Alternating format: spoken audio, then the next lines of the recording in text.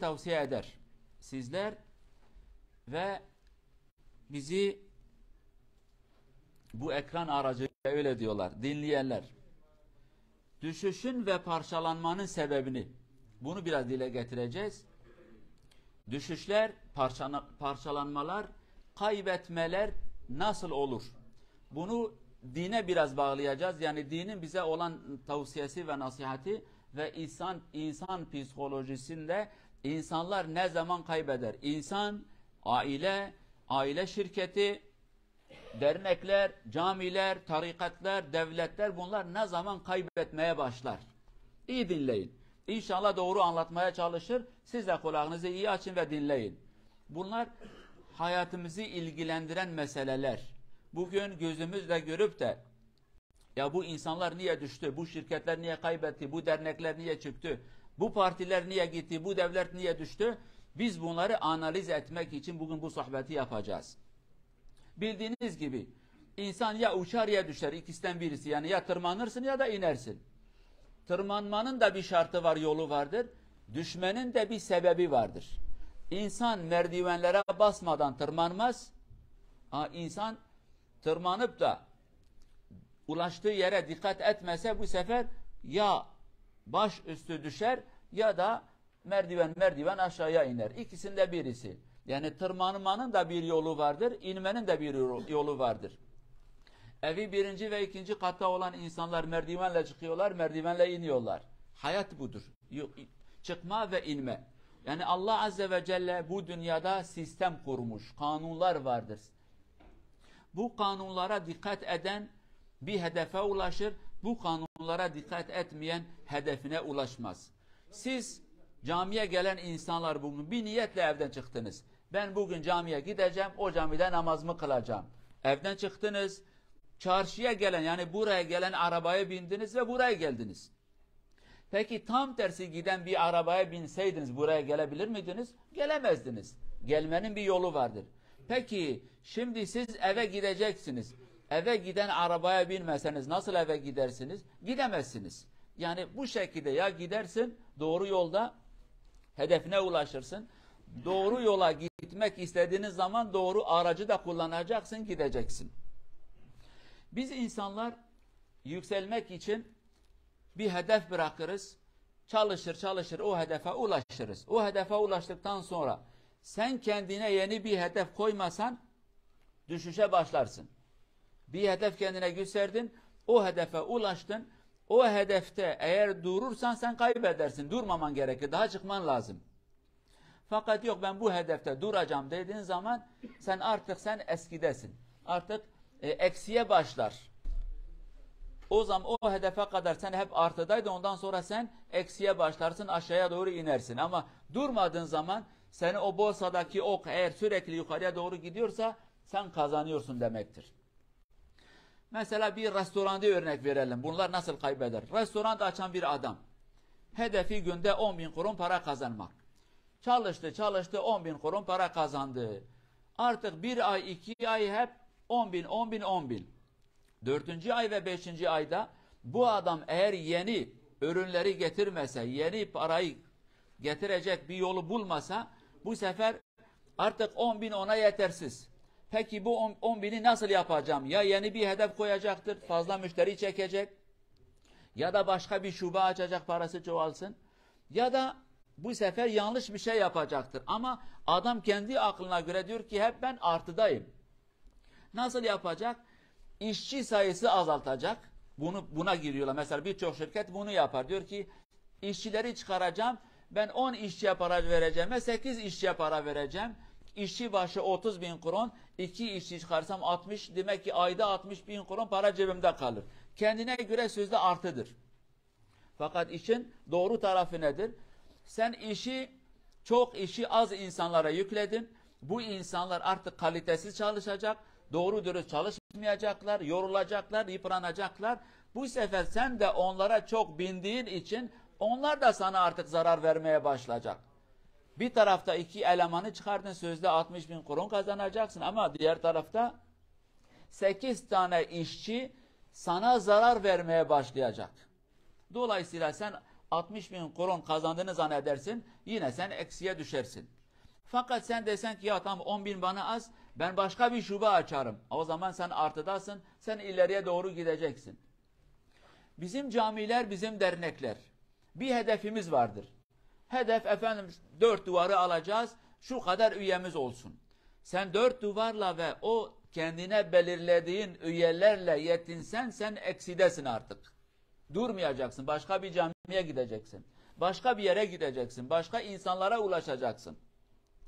Yok efendim onlar bana yeter dediğin zaman ikinci adım ne biliyor musunuz cemaat? Bu sefer onlar birbirlerine düşecek.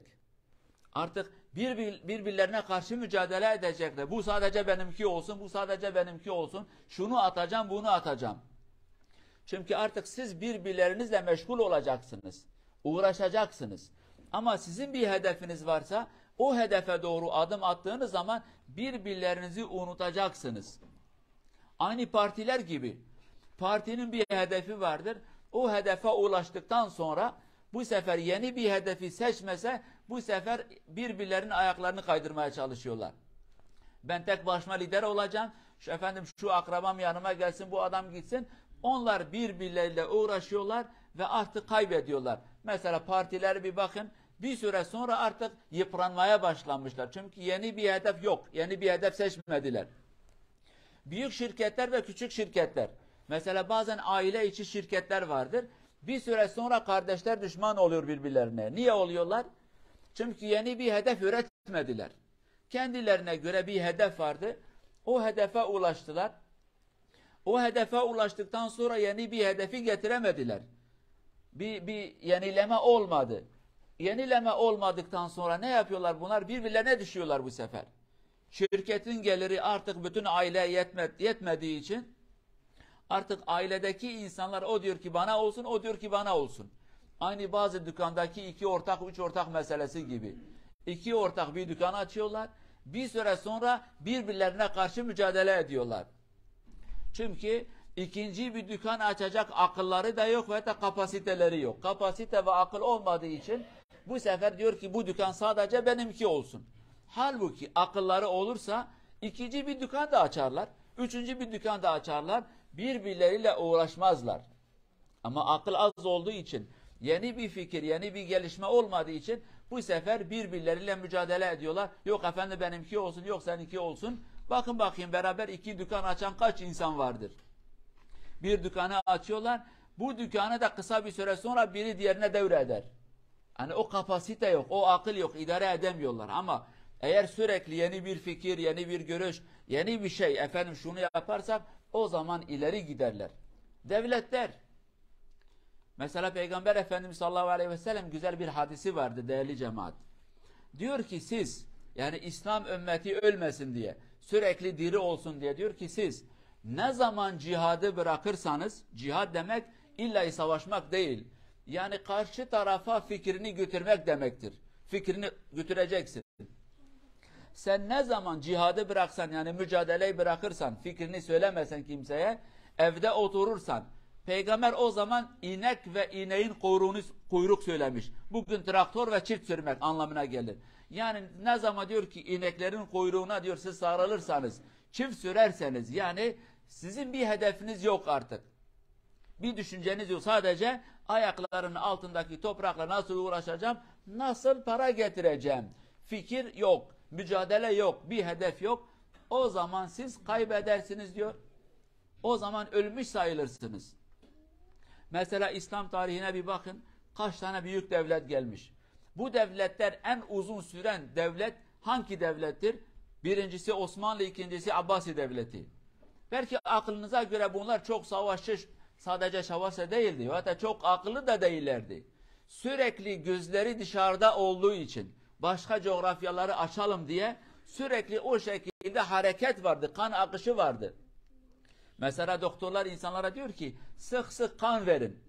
Sen ne kadar kan versen kanın temiz olur, yeni olur. Vücut yeni bir kanı, temiz bir kanı üretir.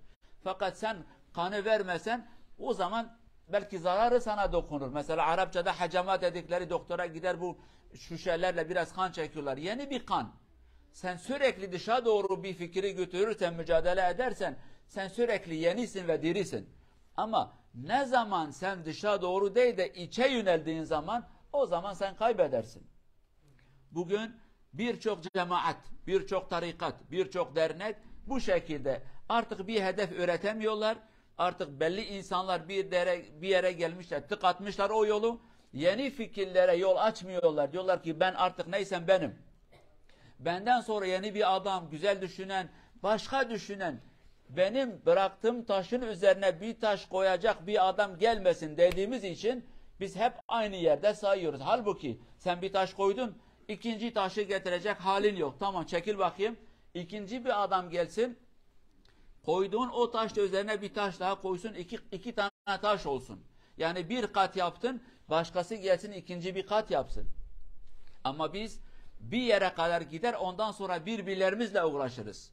Bugün bir bakın bakayım, birçok cami, birçok dernek, birçok yönetim bir şekilde birbirleriyle uğraşıyorlar. Çünkü bir hedef üretmediler. Bitti, pilleri bitti. Yeni bir hedef yok. Kendilerine bir cami alacağız, bir dernek yapacağız, bir lokal alalım, bir yerimiz olsun. Hedef bu olduğu için bunu aldıktan sonra bu sefer birbirleriyle uğraşıyorlar. Meşhur Türkçe'de bir laf var, diyor eğer ateş yakacağı bir şey bulamazsa kendini yer. Ateş kendini yakar. Biz de başka insanlarla eğer uğraşamazsak birbirlerimizi kaybederiz. Kendimizle uğraşırız bu sefer. Sen kendi arkadaşınla uğraşırsın, işçinle uğraşırsın, patronla uğraşırsın, cami sen hocanla uğraşırsın, tarikat sen şeyhinle uğraşırsın, bir şekilde müridinle uğraşırsın, kardeşinle uğraşırsın, bir şekilde birbirlerinizle uğraşırsınız. Ama yeni bir hedef. Ondan dolayı akıllı olan kurumlar, son laf şudur değerli cemaat, iyi dinleyin. Akıllı olan kurumlar, akıllı olan dernekler, cemaatler, tarikatlar, devletler artık ne ise sürekli yeni fikri getiriyorlar, yeni bir hedef. Yeni bir hedefin olursa sen oraya doğru gidersin. Yeni bir hedef yoksa sen kendini yemeye başlarsın, bu sefer o dünün dostu bugünün düşmanı olur. Dün beraber seninle mücadele eden adam bugün sana karşı el kaldıracak, o sana saldıracak, sen ona saldıracaksın. Bu hususta biraz daha fazla dikkatli, gözümüzü açarız, çalışırız, uyanık oluruz. Sürekli ileriyi düşünmemiz lazım. Birimiz desek ki artık benden bir şey gelmiyor, bitti, ben tükendim. Bataryam boşaldı, benim pilim bitti. Daha şarj alamıyorum, yeni bir bilgi de alamıyorum. Kenara çekileceksin, kardeşim gel bakayım yeni şeyler. Yani bunlar toplum için iyi olan şeyler. Yeniliğe biz müsaade etmesek birbirlerimizi yeriz. Yeni bir hedefin yoksa eski hedefle uğraşırsın, sen kendini bitirmiş olursun. Allah Azze ve Celle bize geniş beyinleri nasip etsin inşallah. İyi düşünen, ileriyi iyi gören insanları nasip etsin. Bize kıskançlık ve nefreti nasip etmesin. İyi düşünelim, güzel düşünelim, pozitif düşünelim. Kendi faydamızı ve toplumun faydasını düşünelim. O zaman ileriye doğru gideriz. Devletler o şekilde kaybetti. Unutmayın. Devletler bu şekilde. Ordular bu şekilde. Uğraşacak biri bulamazsın, kendinle uğraşırsın. O zaman sen de kaybedersin. İnşallah biz sürekli ileriyi görür. Ondan sonra ileriye doğru adım atar ve yeni fikirleri kabul eden insanlardan oluruz.